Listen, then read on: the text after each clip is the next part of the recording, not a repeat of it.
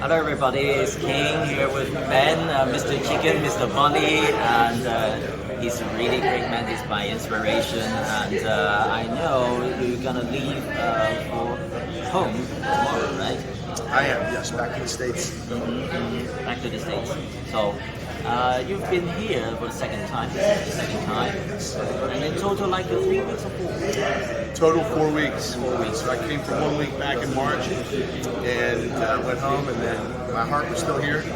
So I came back, but I came back for 2 weeks, and now I've stayed for 3 weeks. 3 weeks. And now I need to go back. But depending on what happens here, I'd like to come back and obviously we'll all stay in touch, and especially the organization and all the stuff you guys do. Yeah. Tell us about the experience here in Mexico and also in Athens especially. It's been the experience of my life. I have never met better people. I have never met better people. I have never been part of a team like this, and it's the most inspiring thing that's happened in my whole life. And I think it's changed me as a man. And it's really inspired me to give me hope, because what I've seen is people coming together for one purpose, and that's to help the neediest of the needy, and people working across all races, religions, creeds, languages, everything, to just take care of our fellow human beings. And you read about it and you idealize it. I don't know that I've ever actually seen it in action every day. I've seen it in action every day here. And it really just goes to show you, it's really inspiring. So I feel like I've seen the best of humanity. And you say that it is possible that you come back yet again. So what's inside of your heart that pushes you and urges you to come back like last time? Well, I think for one, I think all of us here just want to have a positive impact. We want to make a positive difference. And I have a very blessed life. I don't know that I've ever made a bigger difference. It feels like that I'm able to make a positive difference, and dressing up as a chicken or dressing up like a bunny is how I make that difference. That's wonderful. It's just the best feeling in the world to go home at night and to feel like you added a little love and joy to a pretty dark place, as you know, and it's hard work. So to be able to put smiles on kids' faces, to be able to give them a positive memory of this place, to be able to make them feel welcome and make them feel cared about. I can't. That's beyond humbling. So that really, you want to be. I've never really had this much impact in my whole life, and if you can do it, you certainly don't want to miss out. And on top of that, these are you see them. These people like. It's hard. These are people that are suffering, and they need. Yes, they need food. Yes, they need medical care. Yes, they need everything else. But most of all, in my experience, they need to feel loved. And you did bring them a lot of love. I noticed at the border just now, and you were in your bunny suit, and there was a family with 2 kids, right? They gave you bouquets of flowers, and perhaps tell us about this story, perhaps a little bit. King always makes me cry. He always makes me cry. Yeah, it's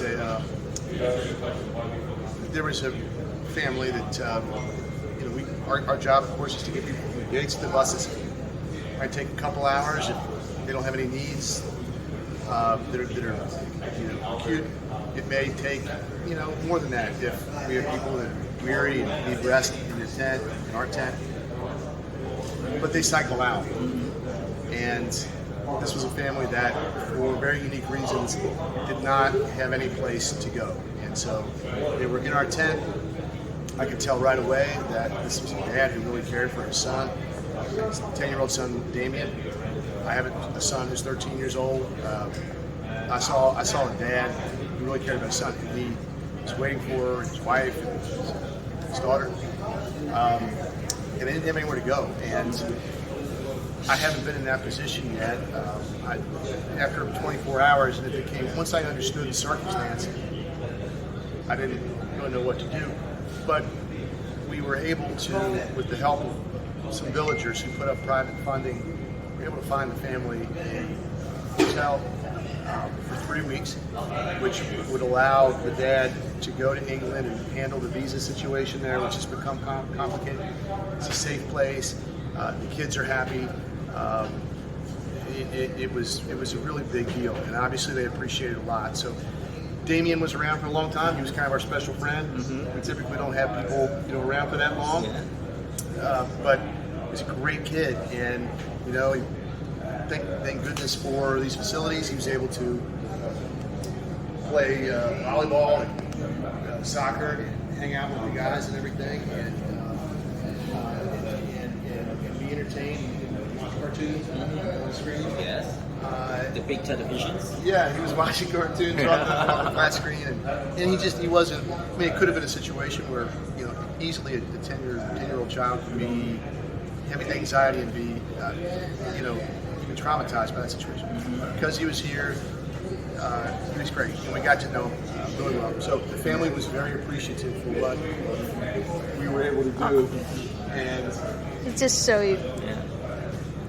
and so they came back today and gave me flowers actually, and I always feel bad with that because there's a whole bunch of volunteers that were equally a part of that. One person in a tent put up private funding.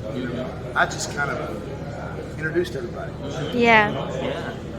So, but What they thanked me, and I don't know that I feel bad about that because all I did was introduce them. But it was a very special thing. It feels really good to be able to make a difference. But when you're able to make a difference in a way that really mattered, the family comes back and makes a big point of telling you, and there's that human connection, that bond, and The true human nature. yeah, it's just there, but for the grace of God, go out. I mean, it could easily be me. That could be my son. That could be my daughter. I could be that dad. And it was just a special moment, and it feels good to be a part of that. Yeah.